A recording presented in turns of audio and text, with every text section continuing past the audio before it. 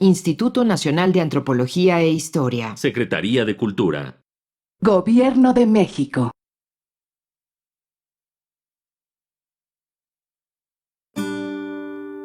Su sustancia está hecha de evocación, recuerdo, rememoración y de lo que toma del porvenir.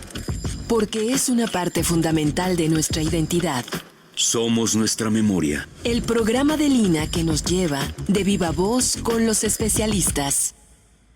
Muy buenos días, esto es Radio INA. Me encuentro en la conducción José Luis Vera. La Secretaría de Cultura y el Instituto Nacional de Antropología e Historia nos invitan a acompañarnos en la emisión de la serie Somos Nuestra Memoria. En esta ocasión contamos con la presencia del doctor Rafael Mauleón. Me es grato dirigirme a usted para hablar del tema la educación en la nueva realidad. Bienvenido, Rafael, a estos micrófonos del INA y muchas gracias por haber aceptado tener esta charla sobre este tema que es pues muy vigente, sobre todo hoy.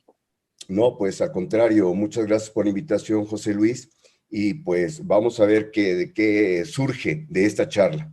Muy bien, pues seguramente nos ilustrarás a propósito de un tema que justamente en estos días con la pandemia que estamos viviendo, pues ha surgido sistemáticamente. Se habla de que además del confinamiento, de la distancia personal, de la sana distancia llamada, pues han surgido una serie de fenómenos interesantes y debatibles y polémicos como el teletrabajo o la educación en línea. Y fíjate que leyendo al respecto, justo para poder llevar a cabo esta entrevista, leí alguna afirmación un tanto osada, me pareció, de un filósofo argentino que seguramente conoces, Darío Stanisrichter, que decía, muy al estilo de Nietzsche, el aula ha muerto, ¿no? Y me pareció una aseveración osada. Sin embargo, creo que tiene matices. Para introducir el tema poco a poco, me gustaría saber tu opinión al respecto de una aseveración de ese tamaño. Bien, en efecto, igual me parece a mí osada esa aseveración porque dudo mucho de los absolutos, ¿no? A mí me parece que ese es un punto que habría que estar considerando porque intuyo, ¿no? En el mismo enunciado que supone este filósofo a una población homogénea y esto dista mucho de ser así, de tal manera que tú señalas a Nietzsche, ¿no? A mí me parece que también la posmodernidad con Baudrillard estuvo muy dado, ¿no? A pensar y matar todo. Entonces, me parece que sí se puede suponer que el aula o cierto modo de pensar la educación a lo mejor no es adecuada, ¿no? La pregunta es, ¿a quién estamos considerando también en relación con esta adecuación? Porque también habría que señalar, y seguramente saldrá esto hacia adelante, la época contemporánea lo que exige es que nosotros estemos capacitándonos de manera permanente, de tal manera que esa perspectiva de capacitación va a llevar a que la gente muy adulta tenga que hacerlo. Y lo cierto que para una mentalidad como la de esas personas, el aula les va a resultar la experiencia que conocían, la única que suponían, e inclusive, ¿no? Yo sostengo cierta perspectiva de la Escuela de Toronto que supone que el uso de las herramientas, las tecnologías con las cuales nosotros interactuamos es lo que forma nuestra mentalidad, ¿no? Ellos suponen tres momentos o tres grandes mentalidades, ¿no? Las orales, las visuales y las contemporáneas, que serían multisensoriales. Es decir, es muy probable que para los más jóvenes, en efecto, ¿no? La educación que se llevó a conocer como la educación bancaria, la que seguramente todos nosotros conocimos de estar en el salón sentados, sin movernos, atendiendo al docente, no sea la indicada para ellos, ¿no? Pero por lo mismo, la educación que vivió mi madre, por supuesto que en este momento es la que le parece idónea. Entonces, como diría Kuhn, hasta que no muera el último defensor del paradigma, será que se podrá cambiar, ¿no? En ese sentido, pues tendría que morir el último que conocimos ese tipo de experiencias como para señalar que en efecto no funciona, ¿no? Además, digo, siendo tan tajante, a mí me parece que se puede sacar provecho de cualquier modalidad educativa. Eso es. Como bien dices, muchos docentes nos vimos enfrentados de golpe y porrazo ante la necesidad de dar clases en línea. Y muchos probablemente, como afirmas, pues terminaron reproduciendo los propios esquemas simplemente en una plataforma distinta, ¿no? En este caso, la educación en línea.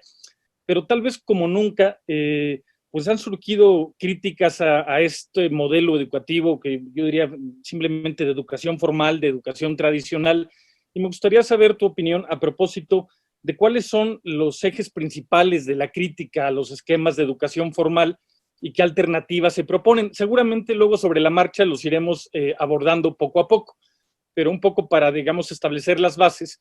¿Cuáles son estas críticas fundamentales a este proyecto tradicional de educación? Fíjate, a mí me parece que deberíamos de ir todavía a una visión más amplia, ¿no? Porque, digamos, pensar en una crítica a la educación formal, lo cierto es que la educación forma, ¿no? Esa será, digamos, una condición. Aquí la pregunta es, ¿con qué formas, no? Porque las formas vienen a ser aquello que nos posibilita la comprensión de la realidad. Entonces, bajo esta perspectiva, ya señalaba hace un momento sobre ese tipo de educación donde se esperaba que fuera memorística y que hay razones para ello, ¿no? O sea, ante un escenario que dificultaba el acceso a la información, por supuesto que había que aprovechar al máximo la experiencia de alguien que te quisiera decir algo, ¿no? Que fuera claro, y por supuesto que lo anotabas, ¿no? Y tratabas de recordar, hacías ejercicios mnemotécnicos para hacerlo parte tuya. En un escenario donde la información parece que está abierta y que todo mundo tiene acceso a ella, pues por supuesto que la perspectiva memorística se modifica, no es que desaparezca, cambia, ¿no? Entonces, yo quiero señalar a José Luis Brea, que él señalaba, ¿no? En un texto que fue memorable, Memoria RAM, ¿no? En este libro, él ya discutía acerca de las memorias ROM, digamos, pensando, analogando, digamos, la memoria del ser humano con lo que pasaba con la computadora. Entonces, inicialmente, las computadoras queríamos que fueran muy potentes, ¿no? Como para poder resguardar una memoria similar a la que nosotros conocíamos, ¿no? Hacerla nuestra, entonces tenía que estar resguardada ahí. Ahora es fundamental la memoria RAM, la cual nos permite poder tener distintas aplicaciones, abrir páginas, interactuar, y es una memoria que cuando yo la apago desaparece, de tal manera que, bueno, en las neurociencias se conocía esto como las memorias a corto plazo o a largo plazo. Ahora pareciera ser que dominan más las memorias a corto plazo, ¿no? Y bueno, también esto no es un tema menor. Yo recuerdo en un texto también muy famoso de los años 90, finales de los 90, de Sheryl Turkle, La vida en la pantalla, que es, digamos, el primer trabajo que se hace sobre un trabajo psicológico, ¿no? Sobre cuáles eran los comportamientos que tenían los usuarios de las computadoras. Y entonces ella generaba una metáfora que lo relacionaba con el mar, ¿no? Entre bucear y navegar. Y entonces encontramos nosotros las interfaces de las primeras computadoras IBM, donde ustedes recordarán, teníamos que aprender MS2, y se pensaba, ¿no? Que para que alguien pudiera trabajar con estos instrumentos, mínimamente debería de aprender un lenguaje de etiquetado, ¿no? Como para poder entonces interactuar con ellos. Es decir, obligaba a un primer paso, y si tú querías realmente dominar la herramienta, tendrías que profundizar a lo máximo, ¿no? Esta idea de especialización del conocimiento. Pero bueno, llegó la interfaz gráfica con Mac, y entonces surge la idea de la navegación, ¿no? Que surge también con Internet.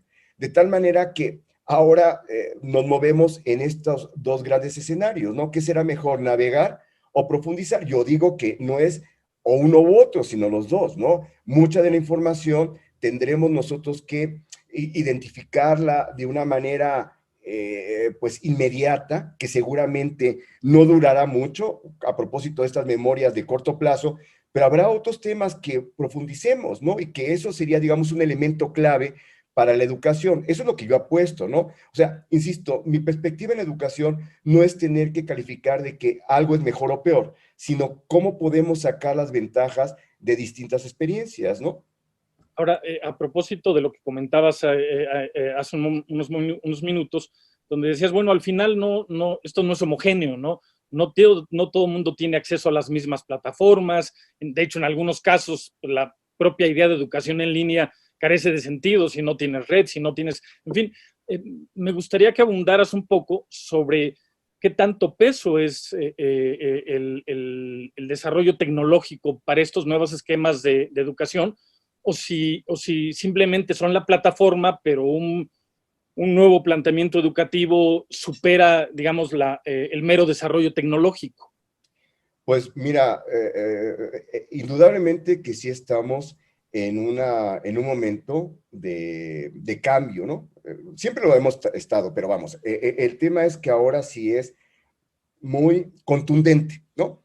En virtud de que ya Marshall McLuhan lo había señalado, ¿no? Desde un libro memorable que se llama El medio es el masaje, ¿no? Que por el 66 ya hablaba de las épocas de control, ¿no? O el uso de estas tecnologías que iban a obligar a tener que modificar para él la estructura cerebral con sinapsis y por lo tanto implicaría una comprensión diferente de pues, la experiencia educativa, tanto para los docentes como para los estudiantes. Entonces, si a esto le sumamos el que estamos en una época donde a las tecnologías digitales además se les denomina como exponenciales, ¿no? En el sentido de que van creciendo y desarrollándose a una velocidad que, pues, por supuesto, ni siquiera ya cumple la ley de Moore, que decía que cada 2 años se iba a duplicar, digamos, el tipo de procesamientos o lo que estuvieran planteando cada uno de estas herramientas. Estamos ya inclusive en un momento de más aceleración, lo cual implica que, por supuesto, ¿no? La educación va a tener que sufrir cambios y pasar, digamos, de una visión eminentemente memorística, quizás inclusive lejana, ¿no? A una realidad, a una visión que obligue a tener que pensar en contenidos rápidamente aplicables, pero digamos, no como juego de manera lúdica, sino que sean aplicables como para la solución de problemas, ¿no? De un mundo que ahora se percibe como contingente, difícil, cambiante, pero siempre ha sido así, o sea, el tema es que siempre el mundo ha sido así. Ahora me parece que es el tema que se trata de insistir, se visibiliza eso, pero bueno, ante un escenario, por supuesto, que estamos muy claros, ¿no? Que a lo mejor durante mucho tiempo la medicina, por citar un campo, se desarrolló pues desde épocas antiguas hasta nuestro momento, por supuesto con modificaciones,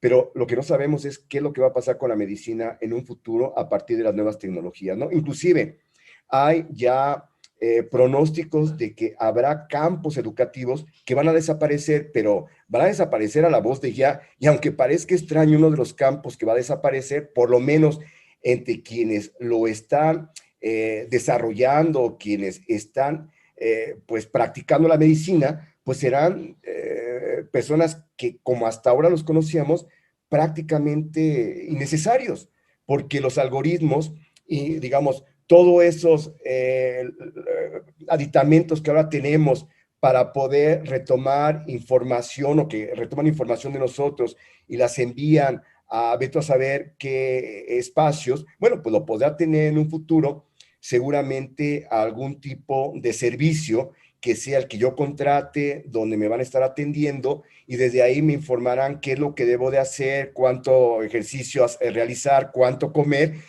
para prevenir el que tenga algún tipo de malestar, ¿no? Y en ese sentido, pues digamos que el médico, pues pareciera ser que no tendrá un futuro como lo conocíamos hasta ahora, ¿no? O sea, esto no significa que la medicina va a desaparecer, lo que se va a transformar en la medicina, ¿no? O sea, va a tener que encaminarse en otra ruta. Entonces, si eso te digo es que por supuesto que va a cambiar las maneras de cómo es que tenemos que estar pensando la educación del futuro.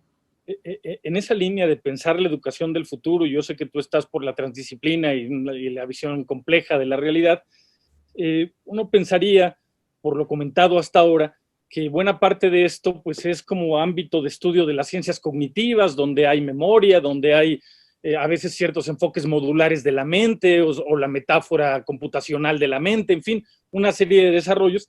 Y sin embargo, en este proceso de educación, el estudiante no solo aprende, signifique lo que signifique el término de aprendizaje, sino hay un conjunto finalmente de relaciones sociales en el aula, tanto tradicional como en en la nueva normalidad, en la llamada nueva normalidad. Y me parece que estas relaciones sociales que se dan en las aulas reales o virtuales no son meros epifenómenos ni son mero escenario donde se da el proceso de aprendizaje, sino que se juega un papel importante, o las relaciones que se dan tanto entre los estudiantes, entre los alumnos, como en esta diada que me parece que no debería de ser tal así como se ha propuesto, de la relación maestro-alumno. Me gustaría escuchar alguna reflexión de tu parte a propósito de estas relaciones que se dan tanto en aulas reales como virtuales y como un evento importante en el proceso de formación de los estudiantes. Sí, en efecto, inclusive, ¿no? La misma denominación que tú señalas sobre esta diada sobre estudiante y alumno, ¿no? Que me parece que también semánticamente nos refiere a alguien que tiene todo el conocimiento y a alguien que no tiene nada de conocimiento, ¿no? Entonces, esa perspectiva me parece que debe de ser pues revisada, y ha sido revisada, ¿no? De tal manera que se han propuesto perspectivas más docente-discente, docente-estudiante, y no es un tema menor, porque semánticamente cuando nosotros planteamos la idea del estudiante, estamos pensando en alguien que es una persona que produce, ¿no? Que se activa dentro del aula, y no solamente es ese individuo que pues no se movía y que simplemente escuchaba y reproducía perspectivas del docente. Entonces, ahora pues se ha abierto una reflexión amplia sobre, desde distintos modelos educativos, y cada uno de ellos trata de vislumbrar la educación de manera, pues como la ve. En el caso mío, yo desde hace muchos años trabajé, quizás porque mi primer carrera fue diseño gráfico, ¿no? Y para mí siempre habría una búsqueda, una necesaria búsqueda de eso que se reflexionaba teóricamente y cómo yo lo podría aterrizar en el ámbito de la producción. O sea, para mí, digamos, la especulación teórica, si bien es cierto interesante, no era lo que yo aspiraba. Y me parece que se ha encaminado mucho la educación en esa ruta, de tal manera que ahora pues se busca el que se conforme en grupos de trabajo, ¿no? Ya sean equipos, cooperativos, colaborativos. Entonces, se escucha mucho el término de colaboración, que la educación en línea y la educación futura deberá de ser obligadamente colaborativa. Lo cierto es que quienes hayan revisado temas sobre la colaboración se dan cuenta de que es una aspiración. O sea, nosotros no hemos conformado todavía grupos de colaboración, o no mayoritariamente. Se nos dificulta inclusive el trabajo en equipo, el cual pues tendría un objetivo y a alguien que está liderando, pero que siempre nosotros dependemos de ese líder, ¿no? Él marca las actividades. En un trabajo cooperativo, bueno, pareciera ser que los roles ya no están tan definidos, todas las personas tienen que hacer lo que saben hacer y suman para los proyectos, y el colaborativo no solamente es lo planteado por el cooperativo, sino que además debemos de tener muy presente al otro, ¿no? Hacia dónde estamos dirigiendo nosotros la razón de nuestros proyectos.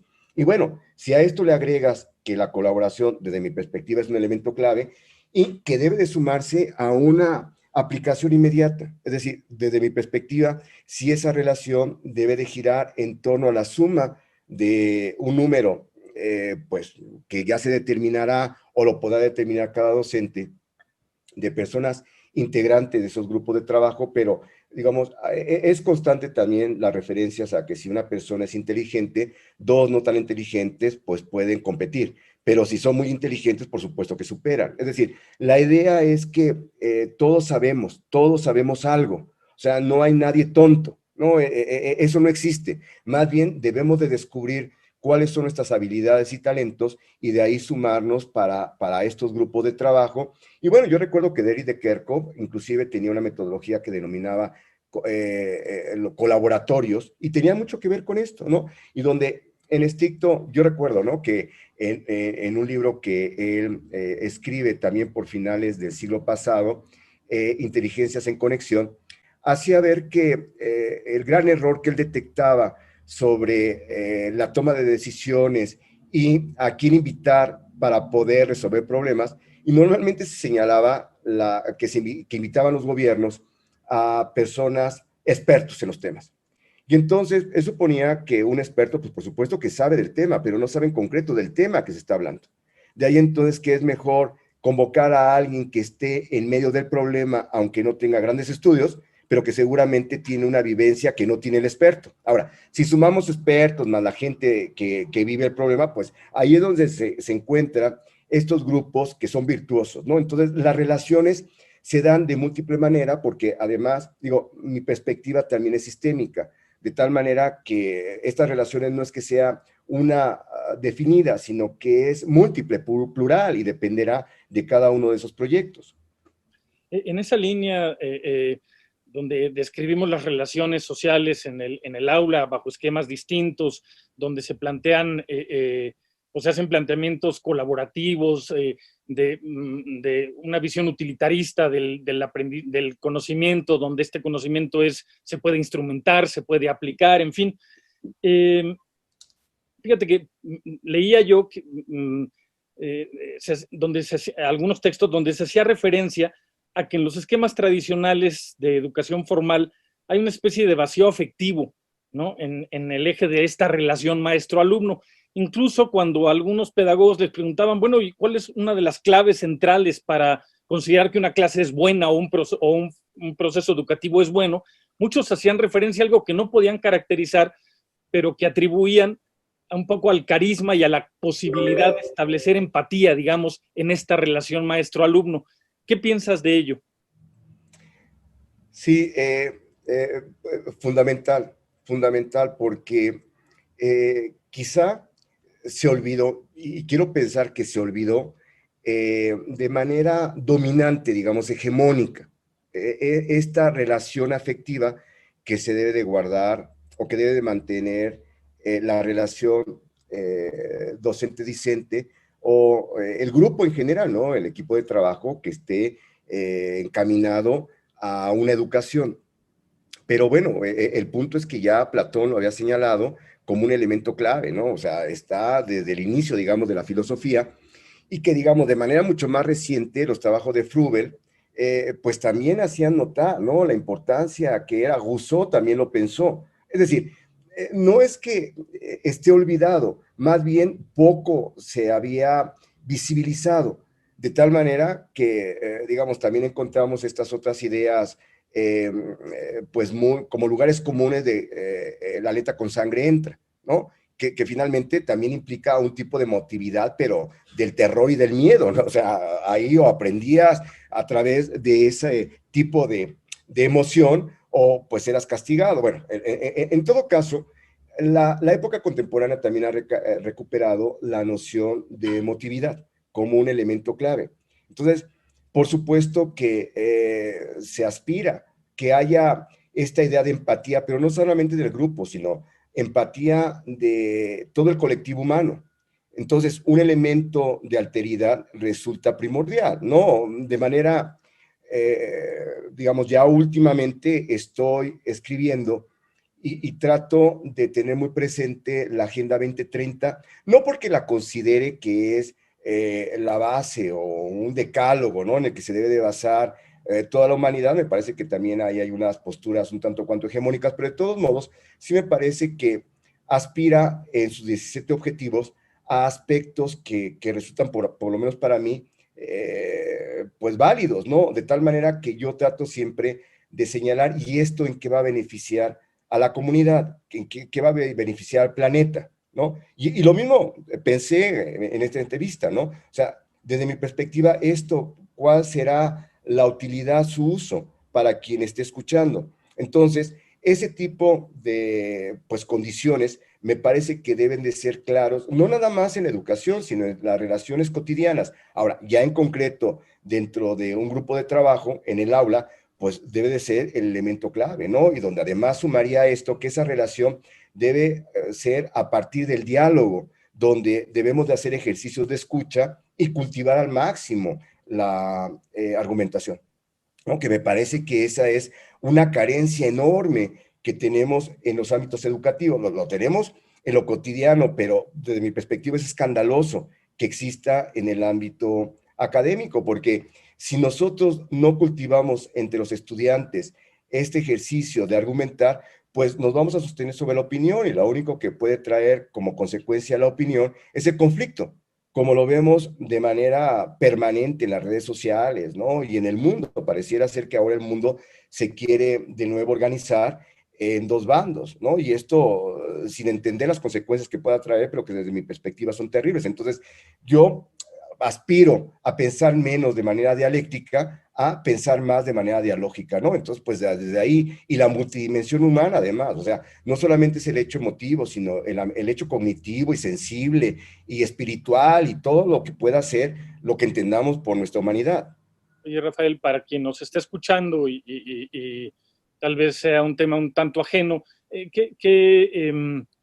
si quisieras matizar un enfoque dialéctico, de un enfoque dialógico en el contexto de estos proyectos educativos. Sí, digamos, pensando en la dialéctica, no la platónica, ¿no? Que la señalé, que en todo caso, pues era más bien favorecer el diálogo, ¿no? En el caso de Platón, asumía cómo es que el alma provenía del lugar perfecto y después, al nacer, nosotros perdíamos esa memoria y la razón de estar en el mundo era tratar de recordar esas ideas, ¿no? Esas ideas verdaderas.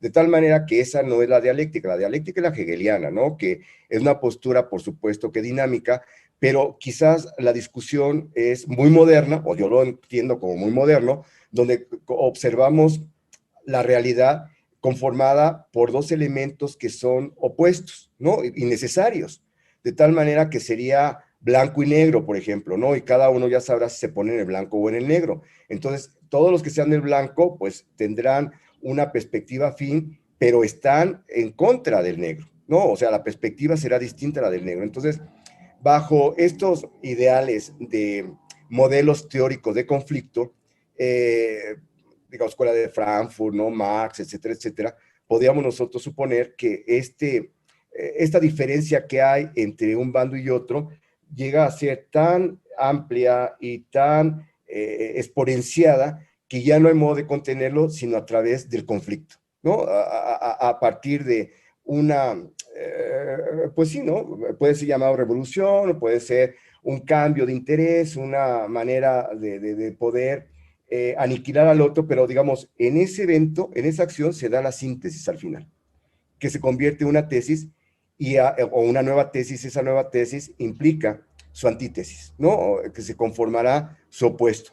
Entonces, de manera, bueno, pues yo fui como me acerqué al conocimiento, esa era la metáfora que se utilizaba para entender la realidad.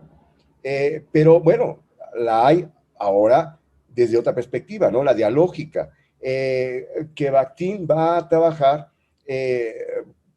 interesado en reconocer, digamos, la participación de personajes en el ámbito literario, pero que posteriormente ha sido de mucha utilidad para la explicación de teoría de sistemas cuando trata de hacer ver que un elemento está en relación con otro elemento y en ese momento podríamos nosotros señalar que se pueden abrir diálogos, de tal manera que ese diálogo obliga a tener que estar escuchando al otro de una manera, pues, humilde, honesta, ¿no?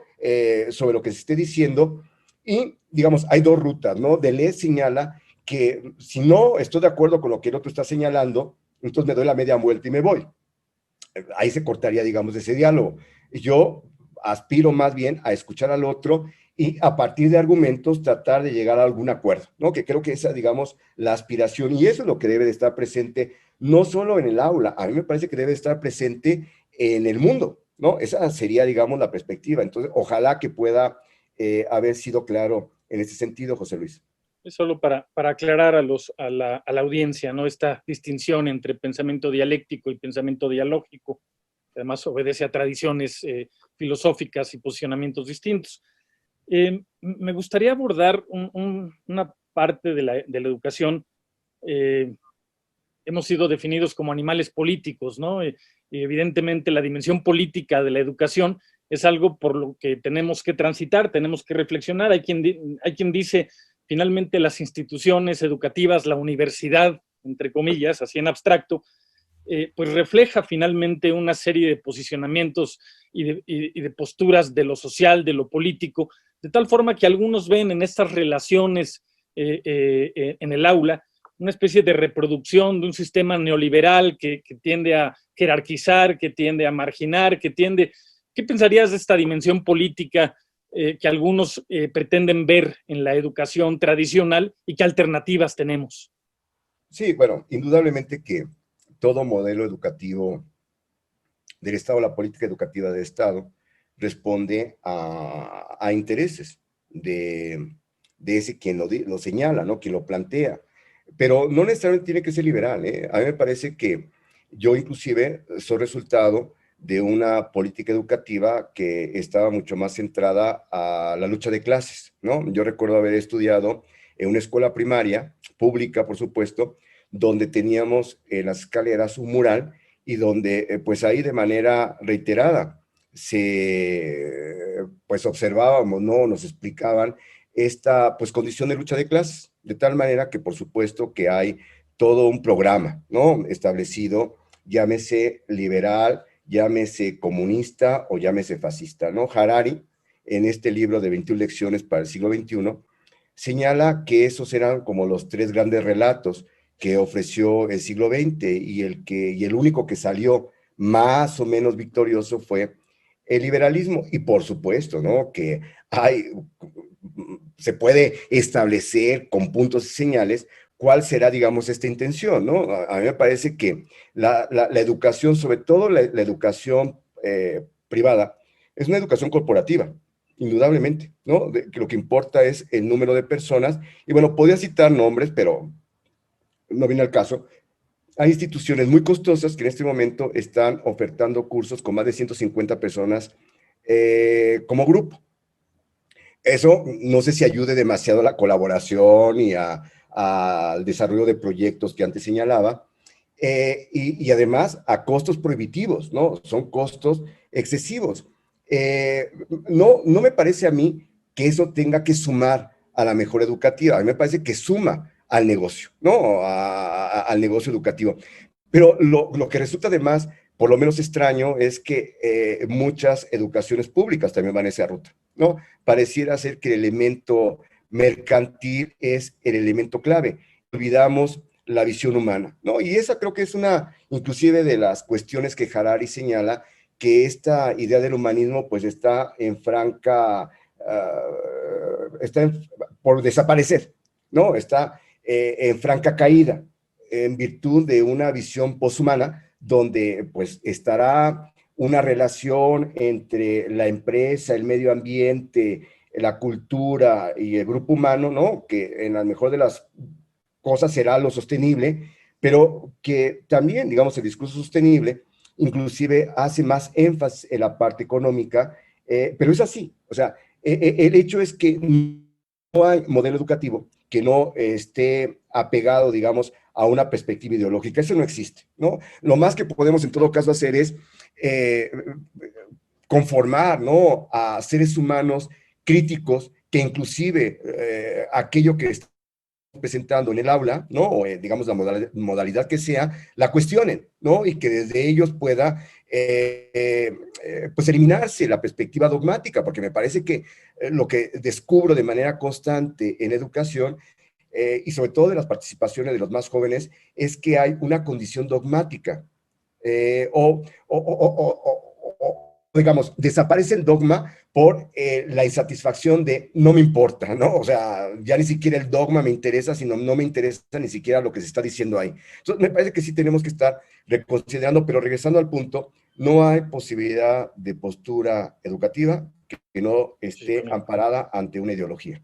Bien, quisiera recordarle a nuestra audiencia que el tema que estamos desarrollando en esta ocasión es la educación en la nueva realidad, y que para ello contamos con la presencia del doctor Rafael Mauleón.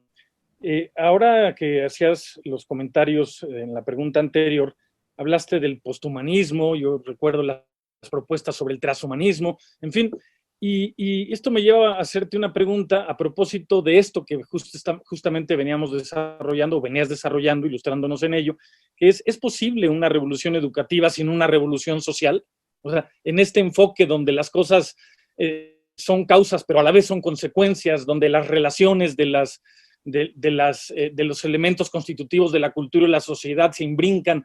¿Es posible plantear una revolución educativa sin una revolución social? Bueno, indudable, por lo menos para la perspectiva dialéctica es imposible, ¿no? O sea, para que haya un cambio, yo pensaría más en digamos, un enfoque más piagetiano, ¿no? Donde él concebía que la única manera de poder modificar lo que conocemos es poner en crisis esos saberes, ¿no? Eso me parece que es un elemento clave, ¿no?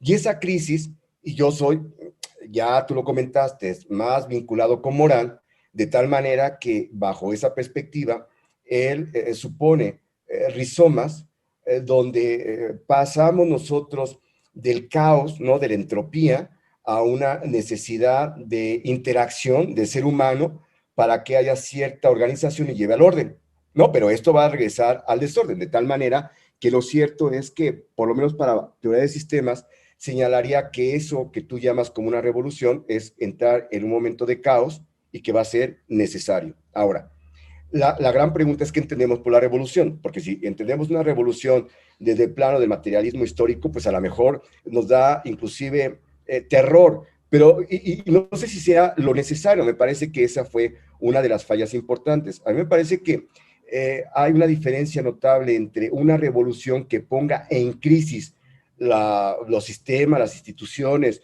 como nosotros comprendemos que es la educación, y me parece que eso está pasando ahora, ¿no? Pero esto... Lo pensaba, Rafael, no tanto en ese sentido, sino en el sentido kuhniano de revolución, ¿no? En la ruptura epistémica, ¿no? Y cómo esto supone, no lo planteaba tanto desde el materialismo histórico, dialéctico, sino lo pensaba más en términos de estas revoluciones del conocimiento, de estas rupturas con las ideas dominantes. Era más por ahí.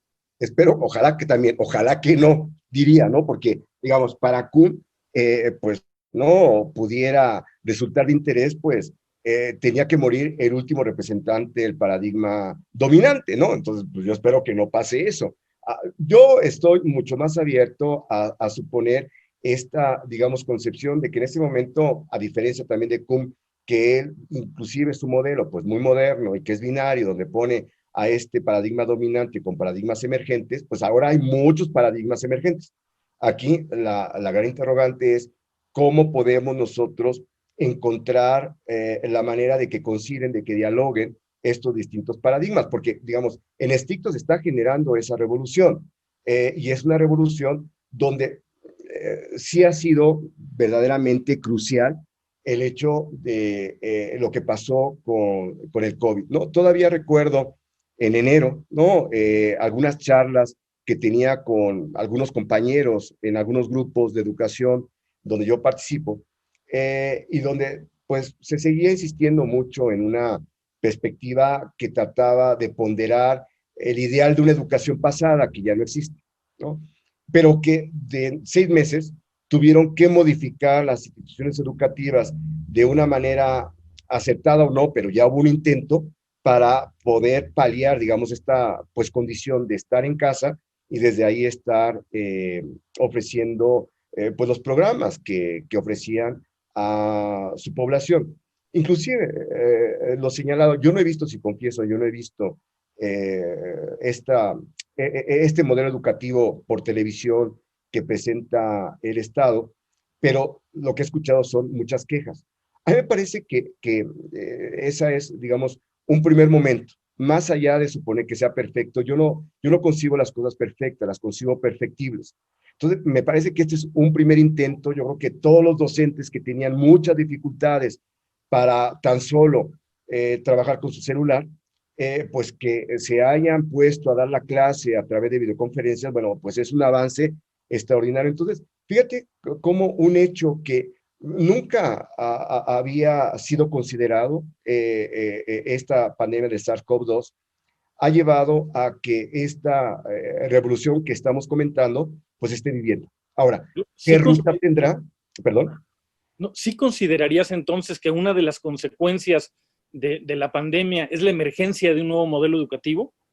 Sí, bueno, indudablemente que, digamos, se requiere. Eso ya sabíamos que se requería.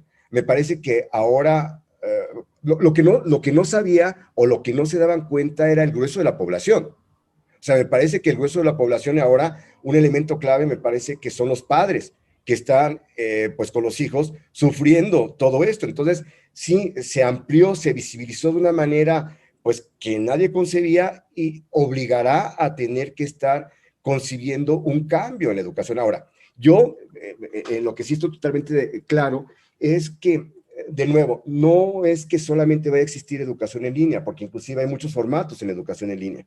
Me parece que debemos de encontrar cuáles son las razones de educación no presencial con educación presencial.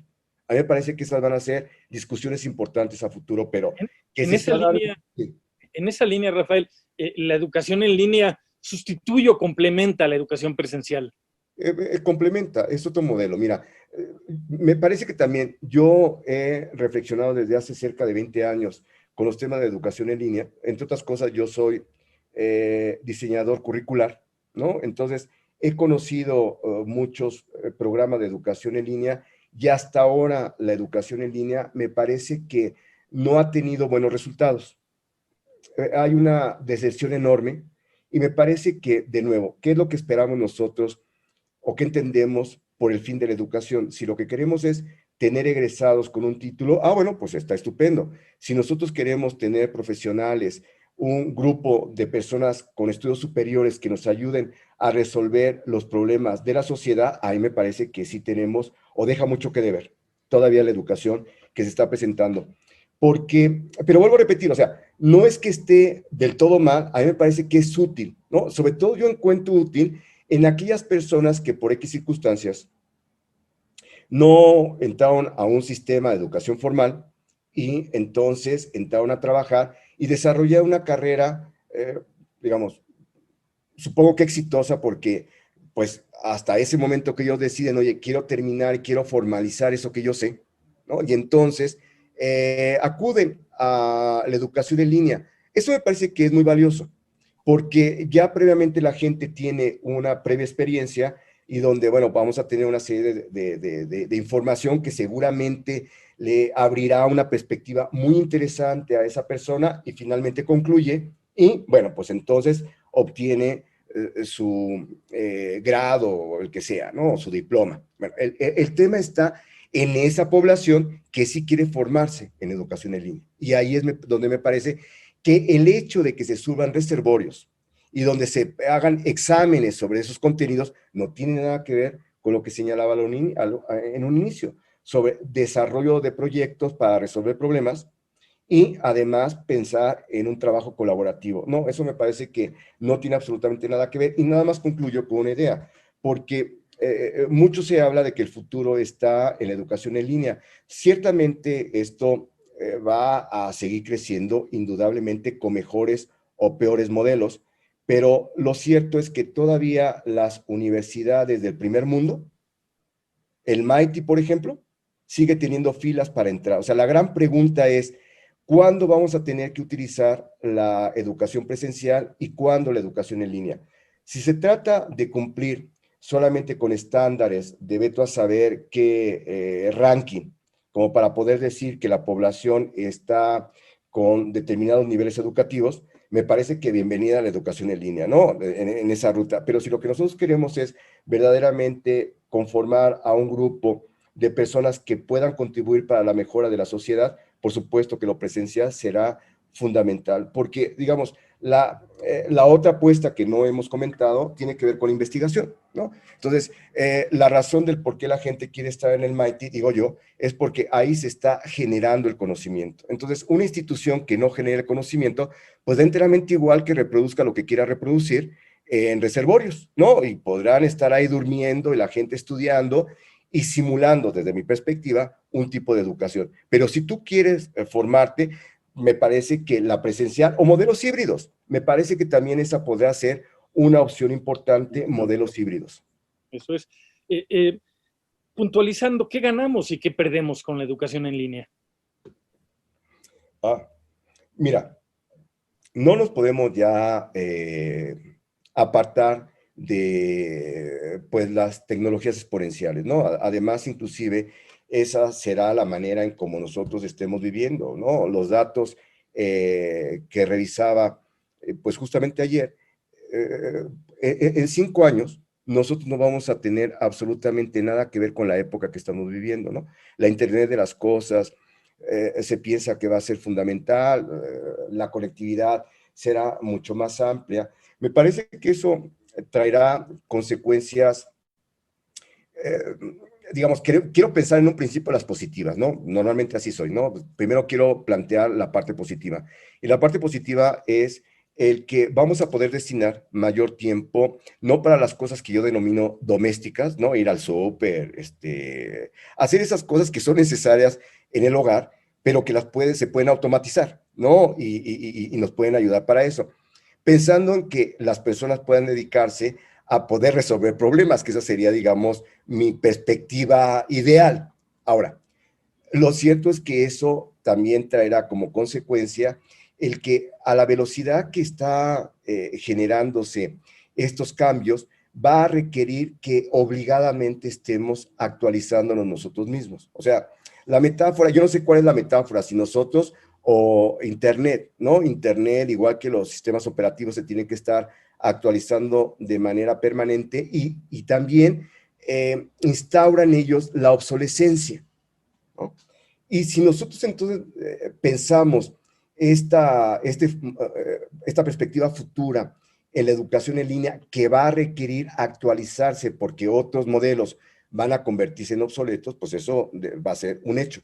Pero desde mi perspectiva, lo más peligroso está en que también nos podemos convertir en obsoletos nosotros, ¿no? Y eso Harari denomina, ¿no?, a grandes poblaciones como las poblaciones pues inservibles, ¿no?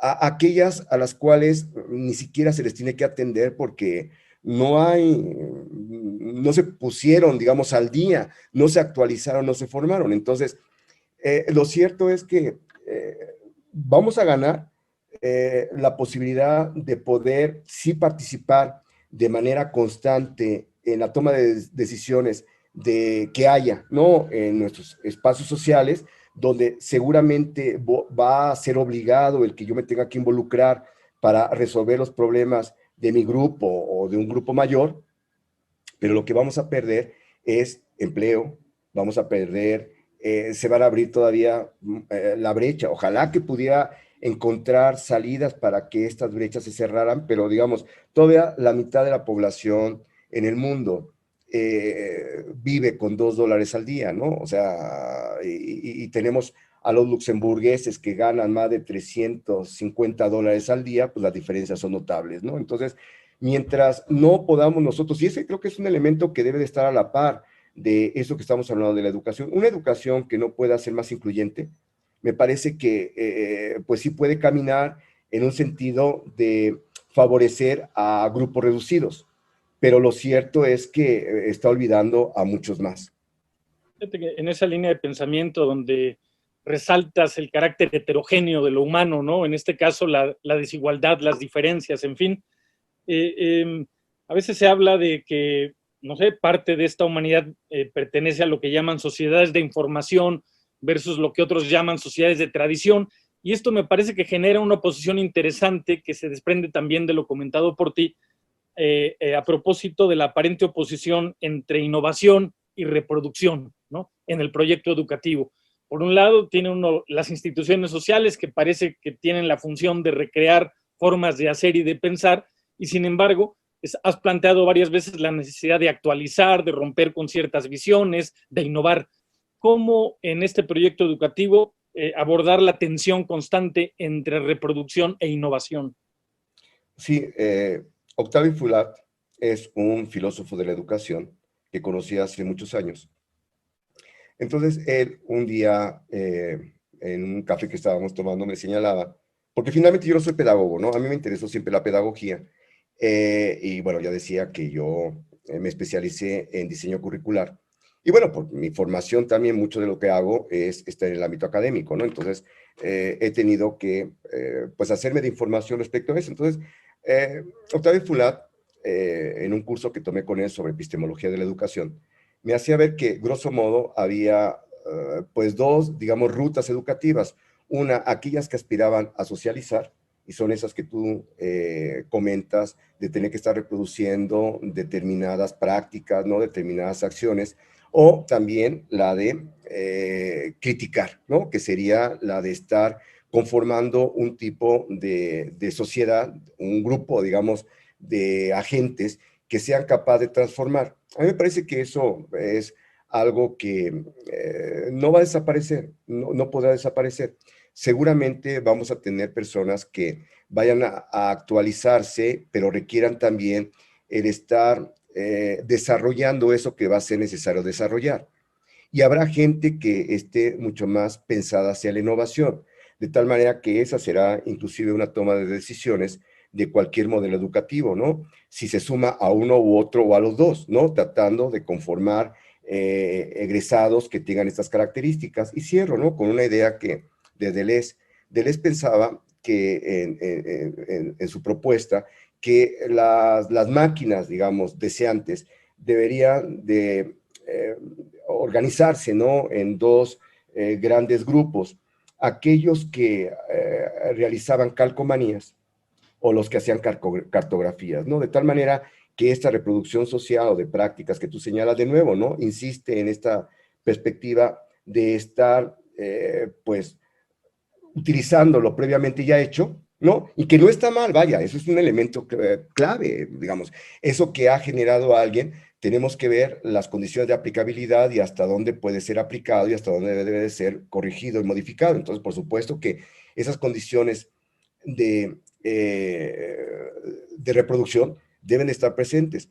La otra línea es la de generar cartografías, o sea, es de desterritorializar, ¿no? O sea, eso que conocemos, quitar, digamos, el conocimiento previo, desformar, ¿no? A la gente con lo que ya sabe, para comenzar y reconstituir un nuevo territorio, pues que tendrá que estarlo reconociendo. Y aquí, digamos, lo que me parece curioso es que se insiste ahora en esto, o sea, como que esta es la vertiente. A mí me parece que debemos de encontrar el justo medio entre uno y otro. Habrá cosas que tenga que reproducir y habrá cosas que tenga que estar pues buscando y proponiendo. Inclusive la misma charla del día de hoy, estoy reproduciendo ideas de otros autores, ¿no? Que he revisado y que fundamenta, ¿no? Que le da un apoyo a las ideas que estoy planteando. Entonces, pues no podemos escindir de uno o de otro. De tal manera que, de nuevo, yo tiendo a buscar justos medios, ¿no? A encontrar más bien las perspectivas estas matizadas que tú ya antes señalabas, José Luis. De acuerdo. Hay quien considera, parafraseando aquella famosa película de Chaplin, al gran dictador de la educación como la evaluación de los alumnos, ¿no? ¿Cómo es posible quitarle ese papel rector, ¿no? a la evaluación como un eje o a las formas de evaluar? No lo sabría. Pero es posible quitarle ese papel rector, ese casi a veces papel omnipresente en el proceso de educación.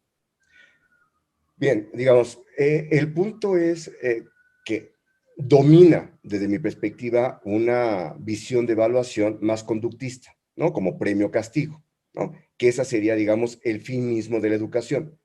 Entonces, desde esa perspectiva me parece que no debería de ser concebida de esa manera la evaluación. Ahora, que tenga que desaparecer la evaluación, no. Nosotros tenemos que hacer que la gente evalúe, que el estudiante evalúe, ¿no? O sea, no hay ningún modo de poder entender si lo que estamos proponiendo tiene una buena ruta, va en buen sentido, si no se hace desde la evaluación, ¿no? Yo he trabajado, digamos, desde flexibilizando, digamos, perspectivas, por ejemplo, de Peirce, donde desde mi manera de cómo he leído a Peirce, a mí me parece que él fue un epistemólogo que generó una tabla de verdad que trataba desde la duda a llegar a una verdad, no una verdad que estaba argumentada, pero yo he ido identificando, y lo han hecho seguramente otros compañeros, ¿no? Distintos momentos de la evaluación. Entonces, yo estoy más bajo la idea de que yo no tengo que evaluar a un estudiante. El estudiante tiene que evaluar sus resultados, pero entonces tengo que hacer ver que él tiene que estar a partir de indicadores y de criterios estableciendo si eso que propone tiene alguna posibilidad de resolver eso que quiere resolver. Entonces, yo más bien la pregunta que tú me haces la llevo a tratar de orientar la evaluación en una ruta distinta. No soy yo el que tenga que evaluar. O sea, a mí en todo caso, de nada me sirve que una persona esté si no le hace sentido lo que yo estoy comentando en el aula. Y la única manera que yo tengo como para ver si le hizo sentido es que planteemos un proyecto y que él vaya desarrollándolo y al final me pueda argumentar cuál fue el resultado de ese proyecto. Y entonces, eso que está haciendo es una evaluación, que entonces se empata con una idea sobre lo que puede reportarse, ¿no? a la institución educativa.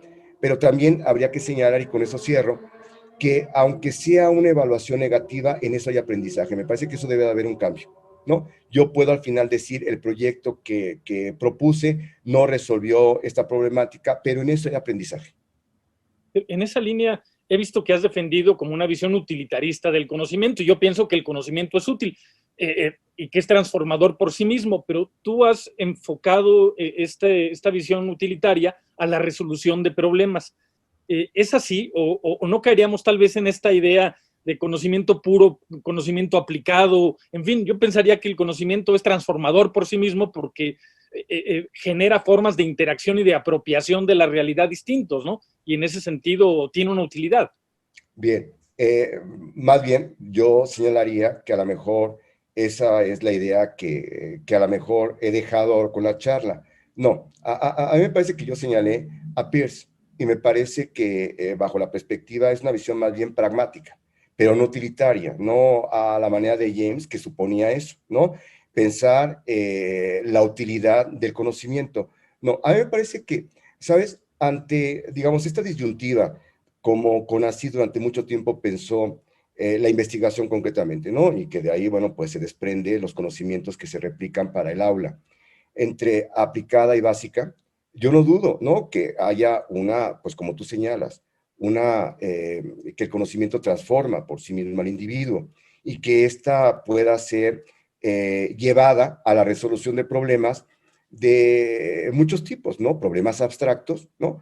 O problemas concretos. A mí me parece que quizá, eso no lo señalé, yo sí siento una deficiencia enorme en la educación nuestra, ¿no? Porque por un lado se ha tratado de enfatizar durante mucho tiempo en los cuadros de investigadores, en ciertas áreas también quiero decirlo, ¿no? En ciertas áreas, a lo mejor las humanidades, a lo mejor las sociales e inclusive las artísticas, más el plano reflexivo y menos el plano de cómo poder hacer que esos investigadores observen la realidad y resuelvan, de tal manera que si yo he querido tomar una inclinación acerca del tipo de investigación que yo difundo y promuevo, sí, por supuesto, es una visión pragmática que trata de atender a problemas de la realidad, porque ya lo señalé en un inicio, o sea, yo no puedo estar escindido de la sociedad. O sea, la razón del por qué yo decidí formarme en ámbitos superiores para regresar a la sociedad, algo que desde la perspectiva mía la problematizo y la llevo en esa ruta, ¿no? Entonces,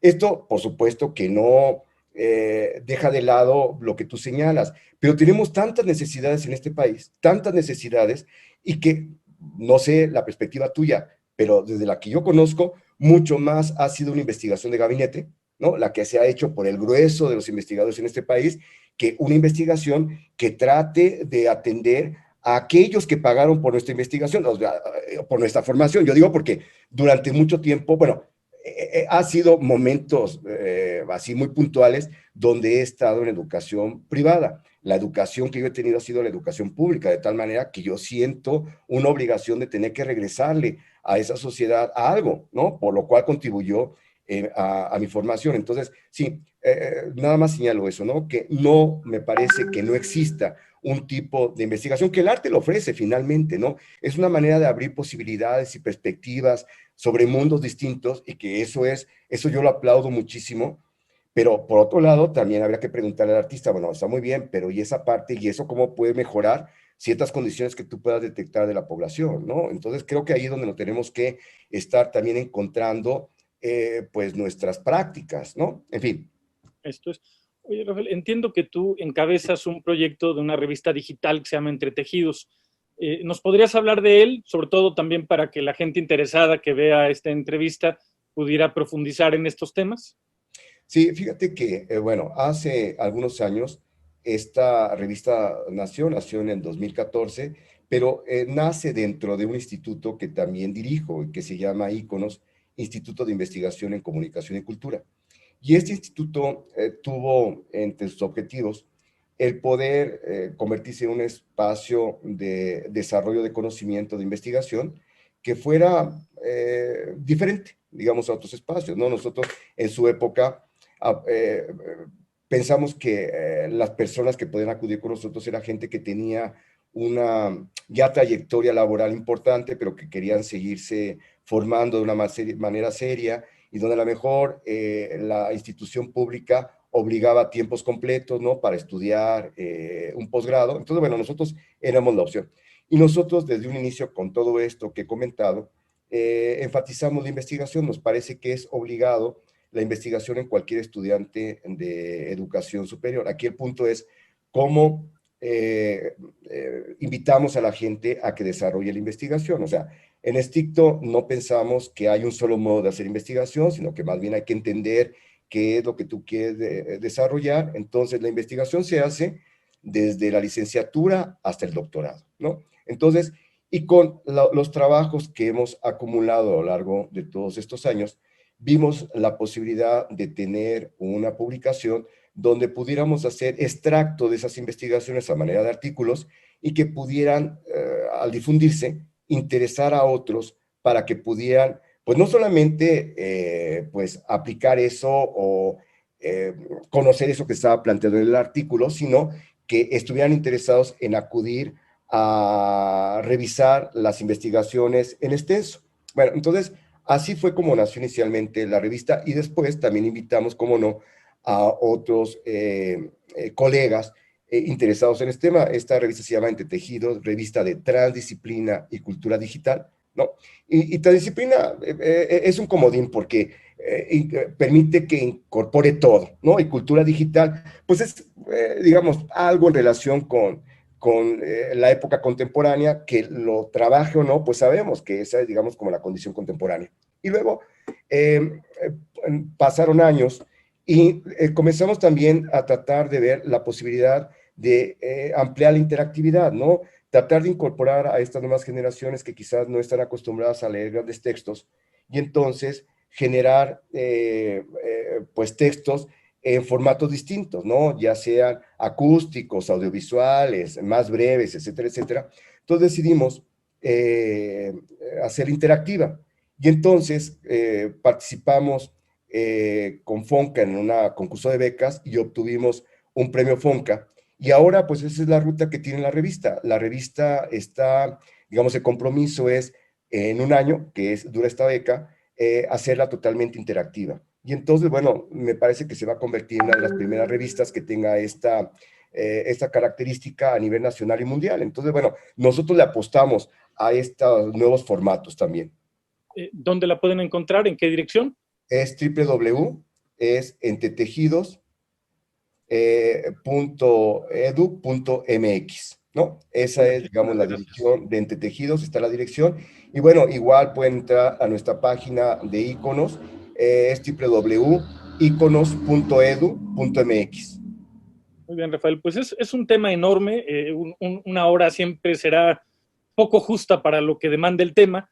Yo te quiero agradecer mucho la generosidad de estar hoy con nosotros. No sé si quieras, seguramente hay mil cosas no dichas, pero algo con lo que quieras cerrar la charla del día de hoy antes de despedirnos. Sí, bueno, finalmente la perspectiva que yo tengo es una perspectiva, ¿no? Está conformada por una serie de modelos, los cuales tratan de explicar la realidad, pero no es la realidad, ¿no? Esa me parece que es un elemento clave, porque es muy común que a veces el modelo se piensa que así debe de ser la realidad y se impone.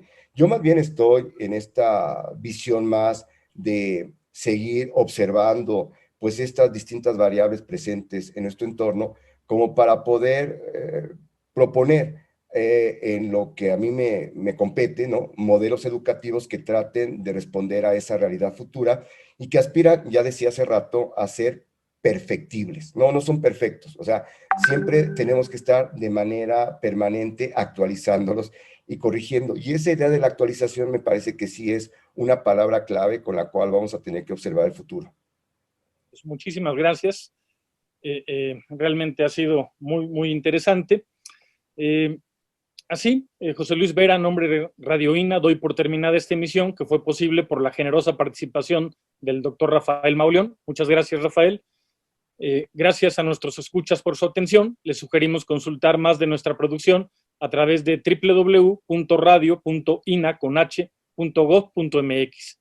En la realización, la Dirección de Medios de Comunicación, a través de la Subdirección de Radio INA con Gabriela Marentes, producción y grabación, Evanibaldo Morales, edición, Rubén Martínez, apoyo, Marta Hernández, Paula Bedoy y Jerónimo Cuevas. Muchísimas gracias y hasta la próxima.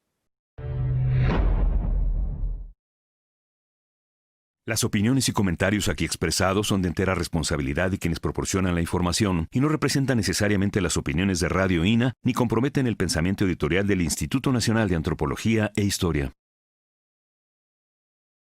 Instituto Nacional de Antropología e Historia. Secretaría de Cultura. Gobierno de México.